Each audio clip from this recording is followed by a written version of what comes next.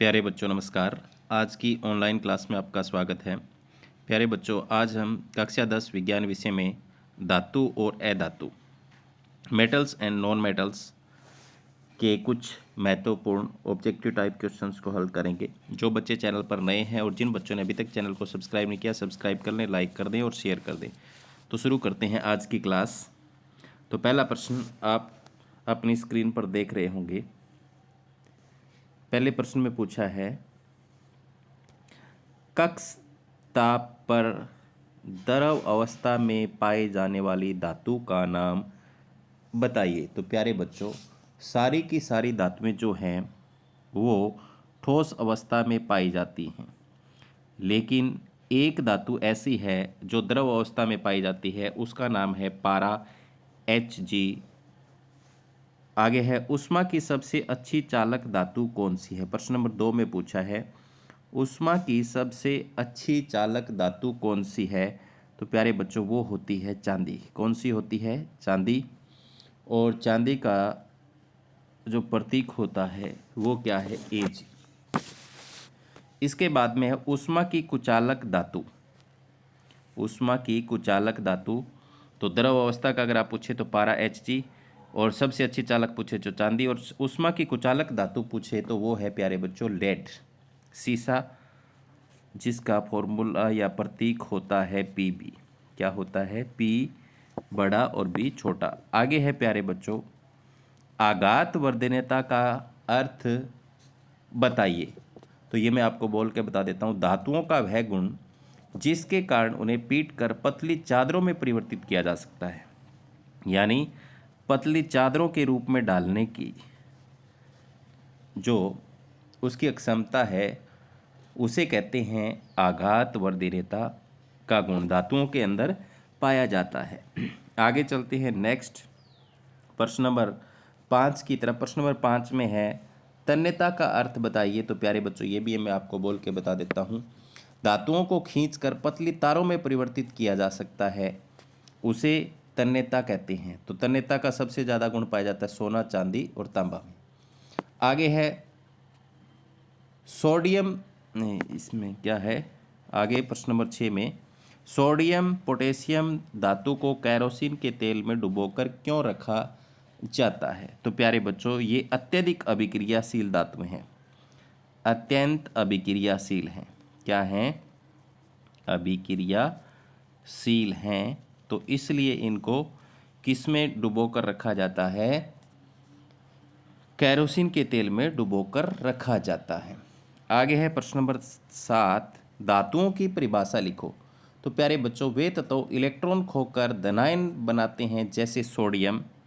तो सोडियम की अगर मैं बात करूं तो सोडियम में पहली कक्षा में 2, दूसरी में 8, तीसरी में 1, ये एक इलेक्ट्रॉन खो देता है, किसी को दे देता है, तो देखो धनायन बनाते हैं जो, वो क्या होते हैं? धातुएं होते हैं। आगे चलते हैं नेक्स्ट, अधातु की परिभाषा लिखो। तो प्यारे बच्चों, आप समझ गए होंगे, धातु का उल्टा अधातु होगा। वे तत्व जो इलेक्ट्रॉन ग्रहण करके आयन बनाते हैं अधातुएं कहलाते हैं, जैसे कार्बन, नाइट्रोजन, ऑक्सीजन। अगर ऑक्सीजन की हम बात करें और नाइट्रोजन की हम बात करें तो ये क्या करते हैं? इलेक्ट्रॉनों को ग्रहण करते हैं और ऋण आयन बनाते हैं, तो इन्हें कहते हैं अधातु। आगे है प्यारे बच्चों, खनिज की परिभाषा लिखो। खनिज की परिभाषा लिखो। तो धातुयुक्त पदार्थों को खनिज कहते हैं। धातुयुक्त पदार्थों को क्या कहते हैं? धातु युक्त पदार्थ क्या कहलाते हैं? खनिज। जिनसे धातुएं विभिन्न विधियों द्वारा प्राप्त की जाती है, तो खनिजों से ही धातुएं प्राप्त की जाती है। आगे है प्रश्न नंबर 10, अयस्क की परिभाषा लिखो। तो अयस्क की परिभाषा क्या होगी? जिन खनिजों से धातुओं को निकालना सरल और लाभकारी हो उन्हें अयस्क कहते हैं। तो आप सुन ले ध्यान से, जिन खनिजों से धातुओं को निकालना सरल और लाभकारी हो उन्हें क्या कहते हैं? अयस्क कहते हैं। इसके बाद में प्यारे बच्चों, गैंग किसे कहते हैं? गैंग किसे कहते हैं? तो खनिजों में मिले हुए रेत, मिट्टी आदि के कणों को गैंग कहते हैं। खनिजों में मिले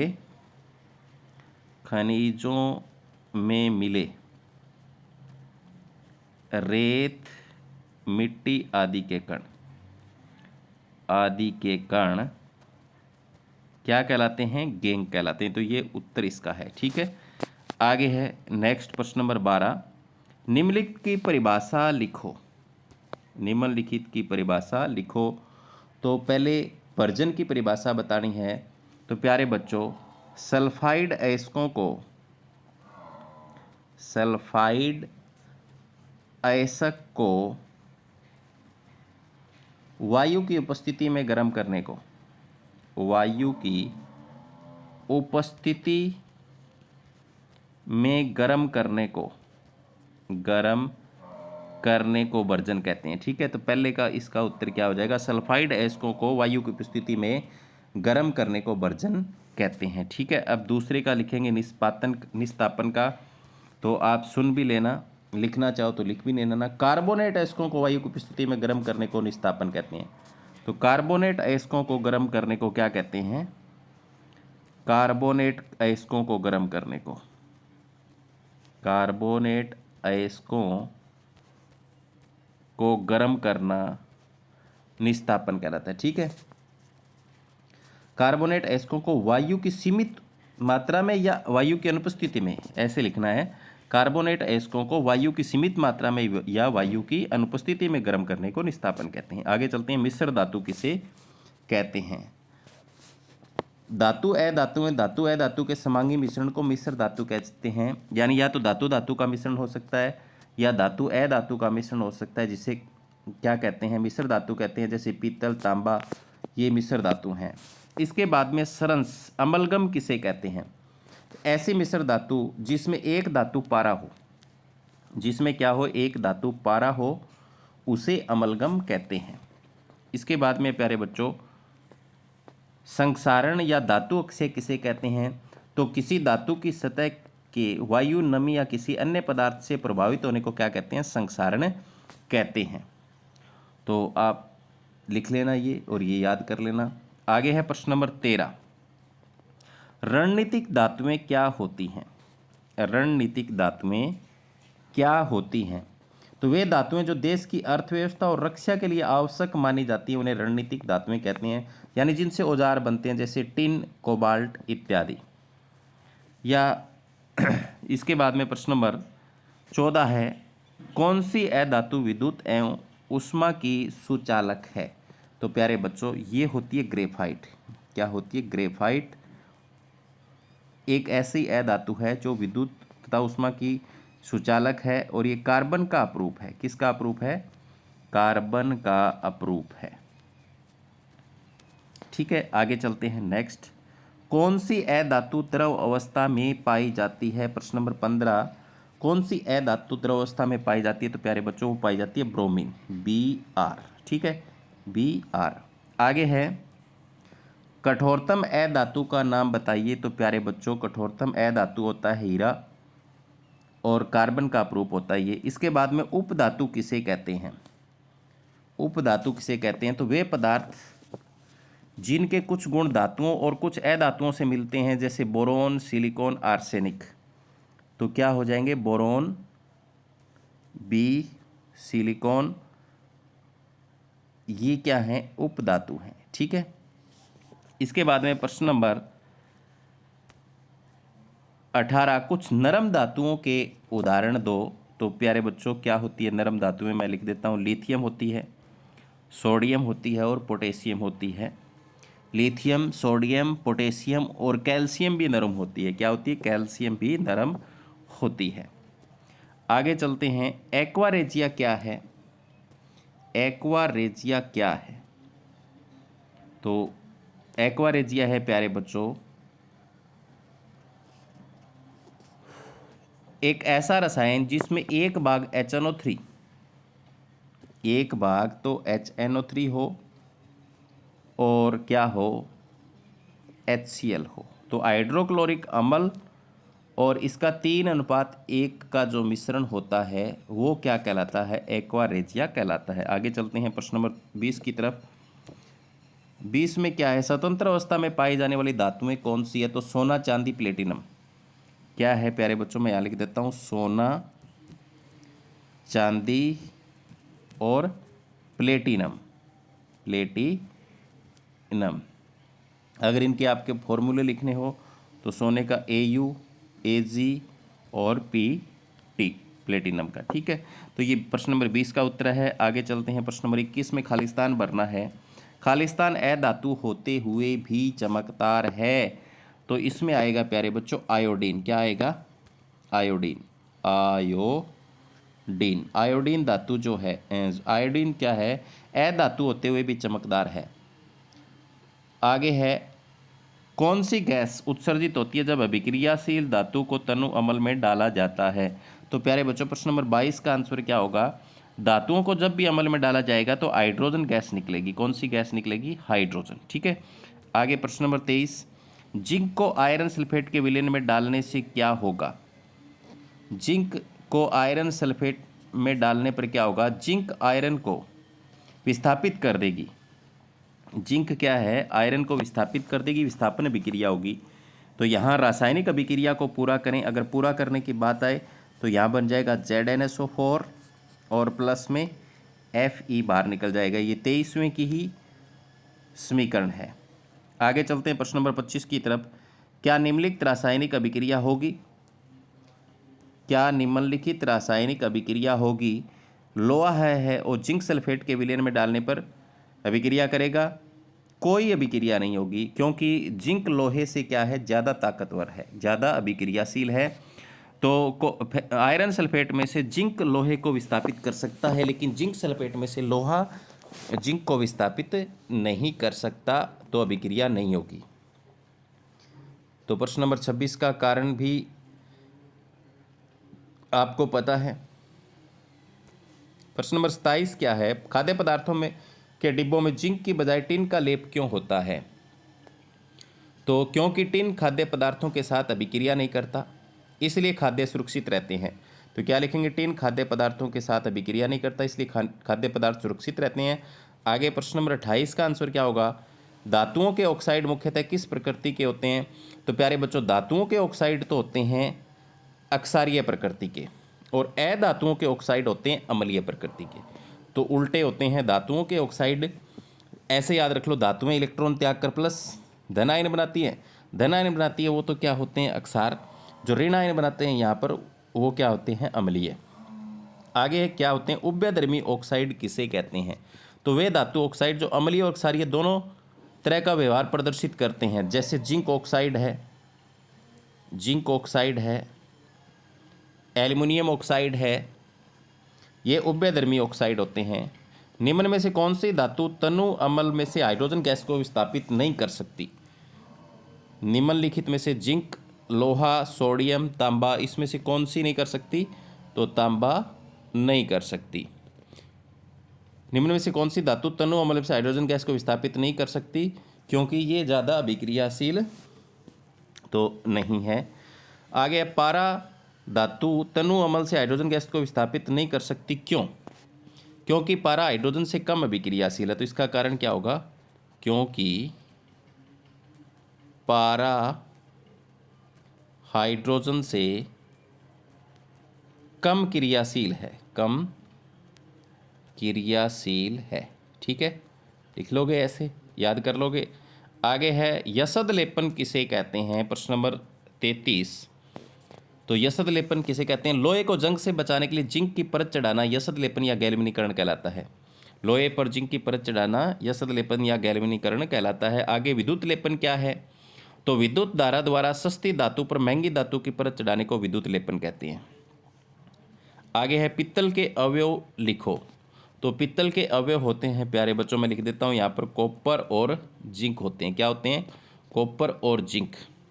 इसके बाद में है, कांसा किस मिश्र धातु की बनी होती है? तो कांसा बनी होती है कॉपर और टिन की, कॉपर और टिन की बनी होती है। इसके बाद में स्टेनलेस स्टील किसका बना होता है?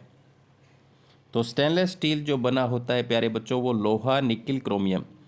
तो लोहा, निकिल और क्रोमियम का बना होता है, Cr। ठीक है, आगे चलते हैं नेक्स्ट। उस अधातु का नाम बताइए जो वनस्पति तेल से वनस्पति घी बनाने में प्रयोग की जाती है। उस ए धातु का नाम बताइए जो वनस्पति तेल से वनस्पति घी बनाने में प्रयोग की जाती है। तो उस ए धातु का नाम है हाइड्रोजन। क्या है? हाइड्रोजन। इसके बाद में 39 है, कौन सी ए धातु रॉकेट ईंधन में प्रयुक्त होती है? तो प्यारे बच्चों 38 और 39 दोनों का हाइड्रोजन आएगा। आगे है 40, कौन सी ए धातु शुष्क सेल और इलेक्ट्रिक सेल के इलेक्ट्रोड बनाए जाते हैं? तो वो ग्रेफाइट के बनाए जाते हैं, कार्बन की छड़ होती है। ठीक है, आगे है इसके बाद में प्रश्न नंबर 41, कौन सी ए धातु का उपयोग अमोनिया, नाइट्रिक अम्ल और फर्टिलाइजर बनाने में किया जाता है? तो प्यारे बच्चों वो किया जाता है नाइट्रोजन का। इसके बाद में 42 नंबर प्रश्न है, कौन सी ए धातु का उपयोग फंगीसाइड, गन पाउडर बनाने और रबर के वल्कनीकरण में किया जाता है? तो 42 में आएगा सल्फर। क्या आएगा? सल्फर। 42 का उत्तर होगा सल्फर। आगे चलते हैं प्रश्न नंबर 43 की तरफ। वल्कनीकरण से क्या अभिप्राय है? वल्कनीकरण से क्या अभिप्राय है? तो सल्फर को प्राकृतिक रबर के साथ वल्कनीकरण कहते हैं। ठीक है, आगे प्रश्न नंबर 44, द्रव अवस्था में धातु पाई जाने वाली है, उसका नाम सही मिलान करना है आपको। ठीक है, क्या करना है? सही मिलान। द्रव अवस्था में पाई जाने वाली धातु जो है आप सभी को पता है क्या होती है? मरकरी। तो इसका मिलान इससे हो जाएगा। द्रव अवस्था में पाई जाने वाली ए धातु वो होती है ब्रोमीन। क्या होती है? ब्रोमीन। तो इसका मिलान इससे हो जाएगा। भूप्रपटी में सबसे अधिक पाई जाने वाली धातु होती है, कौन सी होती है? ये होती है एल्युमिनियम। वो होती है एल्युमिनियम। यहाँ पर नीचे और हैं, मैं इनको दोबारा कर देता हूँ। इसका इससे मिलान होगा और इसका इससे होगा। भूप्रपटी में सबसे अधिक पाई जाने वाली धातु है जो है वो एल्युमिनियम है। कौन सी है? एल्युमिनियम है। ये यहाँ दे रखी है एल्युमिनियम। इसके बाद में है भूप्रपटी में सबसे अधिक पाई जाने वाली ए धातु। ए धातु जो है वो है ऑक्सीजन। दे रखी है यहाँ पर, जो यहाँ ऑप्शन के हिसाब से हमें उत्तर देना है। तो यहाँ पर कौन सी दे रखी है? ऑक्सीजन। ये दे रखी है ऑक्सीजन। आगे है अमलगम। अमलगम क्या होता है? मरकरी। Amalgam mercury. ये मरकरी यहाँ पर दे रखा है। इसके बाद में यसद लेपन, तो जिंक की परत चढ़ाने को, तो यसद लेपन जिंक वाले में आ जाएगा। इसके बाद में है कम गलनांक वाली धातुएं, तो वो हो जाएगी सीजियम और गैलियम। इनको हथेली पर भी रख दें तो पिघल जाती है ये। इसके बाद में श्वेत ज्वाला के प्रकाश से चलने वाली ये मैग्नीशियम होती है। सबसे अधिक तन्य धातु क्या होती है इसमें दिया हुआ उस ऑप्शन में से? तो सोना होती है। इसके बाद में विद्युत की सबसे चालक धातु वो होती है चांदी। तो इस तरीके से आपको सही मिलान करना है। मंदिर और स्कूलों की घंटियां धातुओं की क्यों बनाई जाती है? तो प्यारे बच्चों, जब धातुओं को हम पीटते हैं तो ये कंपन करती है और ध्वनि पैदा करती है। इसका मतलब धातु में क्या होती है? ध्वनिक होती है। अगर ए धातुओं को हम पीटेंगे तो वो कंपन नहीं करती और ध्वनि पैदा नहीं करती। तो धातु में क्या होती है? ध्वनिक होती है। इसलिए स्कूलों की घंटियां धातुओं की बनाई जाती है। आगे चलते हैं प्रश्न नंबर 46, अपरूपता क्या है? अपरूपता क्या है? तो 46 में आएगा कुछ ए धातुओं को कई रूपों में पाए जाना। कुछ ए धातुओं का कई रूपों में पाया जाता है। जैसे कार्बन जो है वो हीरा के रूप में भी पाया जाता है, ग्रेफाइट के रूप में भी पाया जाता है। तो ये क्या है? अपरूप हैं कार्बन के। ठीक है, तो एक ही ए धातु का कई रूपों में पाए जाना। इसके बाद में आगे चलते हैं मल्टीपल चॉइस क्वेश्चन। 47 किन पदार्थों के ऑक्साइड फिनोप्सिन घोल को गुलाबी रंग में परिवर्तित कर देंगे? तो सोडियम और पोटेशियम के, पोटेशियम और सोडियम के, सोडियम और सीजियम के, पोटेशियम और फास्फोरस के। तो इसका ऑप्शन आएगा सोडियम और पोटेशियम, क्योंकि ये धातुएं होते हैं और धातुओं के जो ऑक्साइड है वो फिनोप्सिन के साथ गुलाबी रंग देते हैं। ठीक है, तो ऑप्शन नंबर ए इसका सही हो जाएगा। आगे है प्रश्न नंबर 48, आघातवर्धक और तन्य इसको कौन से अच्छे से प्रभावित करते हैं? एक धातु, एक यौगिक, एक अधातु, एक विलयन। तो आघात वर्ध्यता और तन्यता धातुओं में होती है। आगे है प्रश्न नंबर 49, निम्नलिखित में से कौन उदासीन ऑक्साइड है? कौन सा उदासीन ऑक्साइड है? तो यहाँ पर उदासीन ऑक्साइड ये CO भी नहीं है, H2O भी नहीं है, N2O भी नहीं है, तो ये है N2O, ऑप्शन नंबर डी। ठीक है, इसके बाद में चलते हैं, निम्न में से कौन सा तत्व अक्षारीय ऑक्साइड बनाता है? निम्न में से कौन सा तत्व अक्षारीय ऑक्साइड बनाता है? तो यहाँ पर 50 का ए हो जाएगा, क्योंकि यही एक धातु है और धातुओं के ऑक्साइड अक्षारीय होते हैं, आपको पता है। प्रश्न नंबर 51, निम्न में से कौन सा तत्व अम्लीय ऑक्साइड बनाता है? तो आपको पता है अम्लीय ऑक्साइड कौन बनाएगा? जो अधातु हो। तो इसमें 51 का उत्तर जो है वो हो जाएगा पी, कार्बन अधातु है। इसके बाद में है, इनमें से कौन Ag यानी चांदी को AgNO3 के घोल से विस्थापित नहीं कर पाएगा? तो सीधी सी बात है, जो चांदी से कम अभिक्रियाशील है वो विस्थापित नहीं कर पाएगा। तो 52 में जो कौन सा है? Au है, यानी सोना इसको विस्थापित नहीं कर पाएगा। इसके बाद में चलते हैं प्रश्न नंबर 53 की तरफ। एल्युमिनियम, कॉपर, कैल्शियम और जिंक, इनमें सबसे अधिक अभिक्रियाशील धातु कौन सी है? तो इसमें सबसे अधिक अभिक्रियाशील धातु कैल्शियम है। कौन सी है? कैल्शियम है। इसके बाद में है प्रश्न नंबर 54, निम्नलिखित में से सबसे कम अभिक्रियाशील धातु कौन सी है? तो प्यारे बच्चों, यहाँ पर सोडियम, चांदी, कॉपर, लेड, तो इसमें से यहाँ से सबसे कम अभिक्रियाशील जो धातु है वो है चांदी। तो बी ऑप्शन इसका सही हो जाएगा। आगे चलते हैं 55 नंबर प्रश्न की तरफ। एक तत्व X हाइड्रोजन से अभिक्रिया करके H2X बनाता है जिसकी गंध सड़े हुए अंडे जैसी है, तो तत्व X क्या है? तो सड़े हुए अंडे जैसी गंध है और अभिक्रिया करके H2X बनाता है, तो इसकी गंध सड़े हुए अंडे जैसी है। तो कार्बन है, एक सल्फर है, क्लोरीन है, एक फास्फोरस है। तो प्यारे बच्चों वो होगा सल्फर। क्या होगा? सल्फर होगा, क्योंकि H2S बनता है, H2S बनेगा तो उसकी गंध सड़े हुए अंडे जैसी। तो आगे 56 नंबर में है, उभयधर्मी ऑक्साइड है, तो यहाँ पर Fe2O3 है, Al2O3 है। तो मैंने आपको पहले बताया था एक उदाहरण में, जिंक ऑक्साइड और Al2O3 होते हैं, एल्युमिनियम ऑक्साइड उभयधर्मी ऑक्साइड होते हैं। तो ऑप्शन नंबर 20 का सही हो जाएगा। धातुएं जो उभयधर्मी ऑक्साइड बनाती हैं, धातुएं जो उभयधर्मी ऑक्साइड बनाती हैं, तो प्यारे बच्चों जिंक और एल्युमिनियम बनाती है, आप याद रखेंगे। ऑप्शन नंबर डी इसका सही हो जाएगा। आगे चलते हैं 58 नंबर की तरफ। एक तत्व X दो धातुओं X और XO2 बनाता है, उदासीन ऑक्साइड है इसलिए XO2 अम्लीय ऑक्साइड। तो तत्व X क्या होगा? तत्व सल्फर होगा, कार्बन होगा, कैल्शियम होगा, हाइड्रोजन होगा। तो 58 का होगा बी। एक तत्व कार्बन, कार्बन मोनोऑक्साइड भी बनाता है और कार्बन डाइऑक्साइड भी बनाता है। तो 58 का बी ऑप्शन सही हो जाएगा। आगे है इसके बाद में 59, वे ऑक्साइड जो लाल लिटमस को नीले में परिवर्तित कर देते हैं। सल्फर और कार्बन, सोडियम और कार्बन, पोटेशियम और मैग्नीशियम, मैग्नीशियम और सल्फर। तो यहाँ पर लाल लिटमस को नीला कर देते हैं, बताना है। तो लाल लिटमस को नीला कौन करेंगे? जो अक्सार होंगे। तो अक्सार तो धातुएं ही बना सकती है, धातु के ऑक्साइड बना सकते हैं। तो यहाँ पर पोटेशियम और मैग्नीशियम है, तो 59 का सी हो जाएगा। इसके बाद में जिंक ऑक्साइड कैसा ऑक्साइड है? तो उभयधर्मी ऑक्साइड है, पहले बता दिया आपको। तो सी ऑप्शन इसका भी सही हो जाएगा। आगे चलते हैं 61 नंबर, निम्नलिखित में से कौन विस्थापन अभिक्रिया दर्शाता है? तो यहाँ पर ज़्यादा अभिक्रियाशील धातु अगर कम अभिक्रियाशील वाले में डाली जाएगी तो ज़्यादा वाली कम वाले को निकाल देगी यहाँ पर।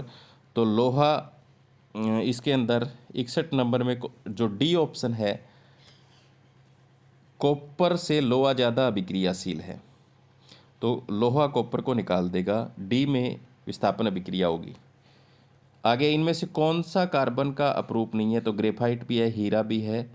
इसके बाद में चारकोल भी है, तो सिलिका नहीं है। ऑप्शन नंबर डी इसका सही हो जाएगा।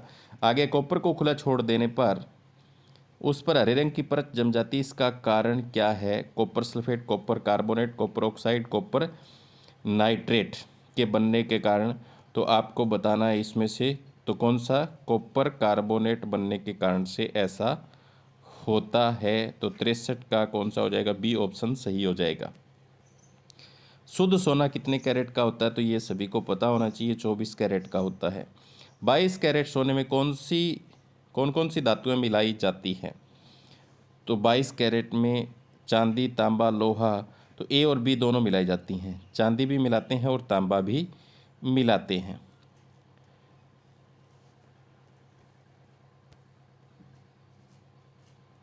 तो प्यारे बच्चों, आज की क्लास में इतना ही। उम्मीद करता हूँ कि जो मैंने आज आपको करवाया वो समझ में आया होगा। अगर इतना आप कर लेते हो तो इस पाठ में से मान के चलो एक एक नंबर के जो प्रश्न आएंगे वो आप गलत नहीं करोगे। धन्यवाद।